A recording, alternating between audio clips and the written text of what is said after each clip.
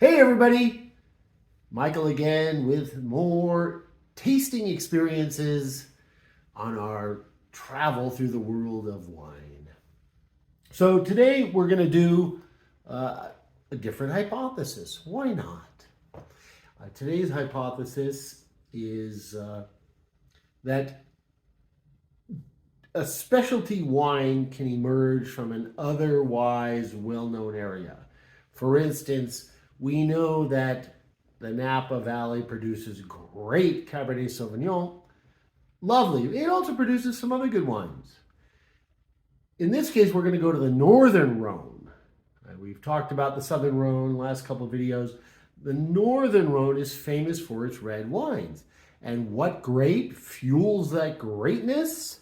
It is Syrah. Côte Rôtie, Hermitage, Gros Hermitage, Saint-Joseph, and Cornas, the five appellations of Northern Rhone, are famous for their Syrah red wine. And it is good stuff, I'm telling you. It's great deals, too. You can tend to get really good value from that area. But today, we're going to talk about, of all things, a white wine from the Northern Rhone. And with me to help me in this experimental journey, the hypothesizing colleague of mine, Mr. Isaac. He will join me in this experiment. So what we're doing today is saying, well, they make all this lovely red Syrah. Why would they possibly want to make a white? Well, they make a really delicious white. And they use a select grape. And in fact, in this one particular area within this otherwise red area, they only use one white grape, and that is viognier.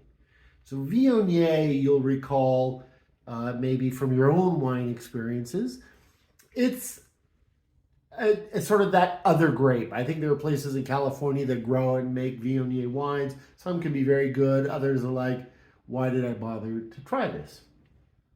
In this case, we're going to go to an area that not only makes viognier wines, but makes really good viognier wines. And that is called Condrieu.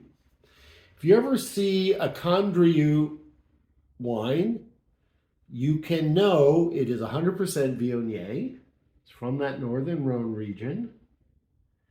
And they're usually damn good. And I haven't tried this particular one, but we'll give it a shot. This one I got at our famous local wine merchant, Kermit Lynch. They usually guide me in the right direction. In fact, he has a deal with this particular maker, and so they put Kermit Lynch on the label itself, as you may have seen. I'll let you pause here. You can see it again. So Kermit Lynch is careful about what they import, so this should be good. I haven't had this before. I've had other Condrieus, and I love them. And this will be a new experience. And we're at the Crazy Catton's Wine Experience channel. We're always looking for new experiences. So this will be good. This is a 2018. And I've chilled it slightly. Let's dive in. Condrieu is funny. You'll find it on a very good wine menu, often in splits, which is great if you're dining alone, like sometimes I do. It's great to get a half bottle of a very fine wine. So here we have this white wine. It is definitely yellow, right? It has a definite tone to it. Almost zero gras, or legs, as we say. As I'm winding this around my glass, nothing, no residue whatsoever. That's fascinating. So that speaks to a lower level of viscosity, I believe. Smells great. Yeah, the nose is very good. Any observations on the nose? Oh boy, very fruity. I am also getting a little bit of the. I smell a little bit of the alcohol too, but like a lot of fruit, which smells great to me. It's like a pear, right? Yeah. It's not peachy or berry. There's a pear sensation in there. It's pretty damn nice. And so, Riesling we know smells like the kerosene, but tastes awesome.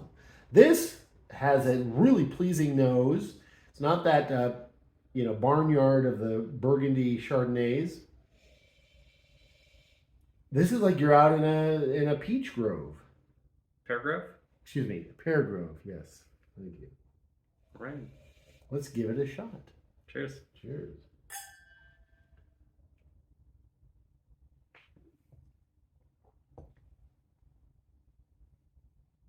So what do you got for me? I think the pear was accurate. It's very fruit forward. Not too sweet either, which was really nice. I got a little bit bitterness on the end, but I thought it tastes great. I'm sensing so low acidity definitely, but not absent of acidity. So There's a little bit there. Definitely the pear is also on the tongue. I'm getting a little, just a hint of astringency, almost nothing. So that's sort of a mix of the age and the acidity. But I'm feeling it on the edges of my tongue. That's very, very good. This is a really delicious wine. That's really good. It's medium bodied, I would say, and delicious and full flavored. Not tons of grapefruit, but there is fruit there. It's not the grape though. There's that pear there, but maybe on a second sip, I didn't taste the bitterness. Did you? Do you still? I still get.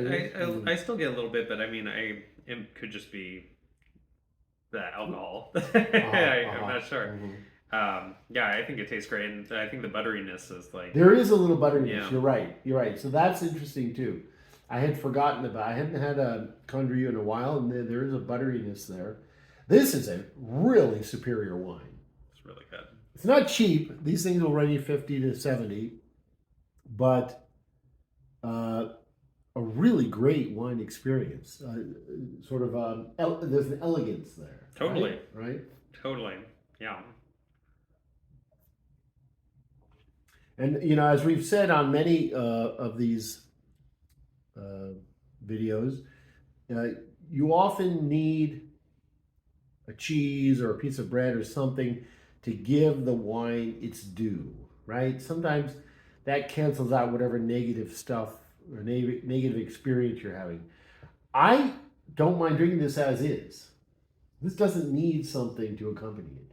I agree. I think it could go really well with like a, I don't know, maybe like a salty cheese or something like that, or something to like. I would say like a brie, something real simple, but maybe a little salty. Yeah. But definitely nothing strong. Yeah.